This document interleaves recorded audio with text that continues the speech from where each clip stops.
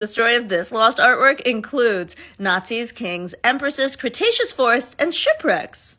So the Amber Room started in 1707 when the King of Prussia, Frederick, who ruled over what is now much of Germany and many Baltic states, which are now somewhat forested, but in the Cretaceous were heavily forested, and so have rich deposits of amber, many of which were just sitting in warehouses. And so Frederick decided, why not commission someone to make a room full of amber mosaics? He died before it was finished, and his son, Frederick Wilhelm I, was not interested in a room full of amber and was instead interested in building an army of giants. So when Tsar Peter the Great of Russia gives Friedrich Wilhelm 40 human giants, the King of Prussia thinks, hey, great, I will give him a room of amber.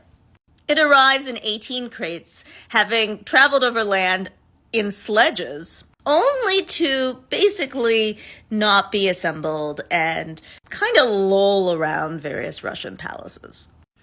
In 1745, 38 years after it was started, the Empress Elizabeth, Peter's daughter, finally has it finished. And it's sort of like a puzzle because each of the sections are made separately on wood backings. And it's not an easy puzzle because there are so many details and parts that could easily break. But everything is finally finished, and you think this complicated story is probably done. But no!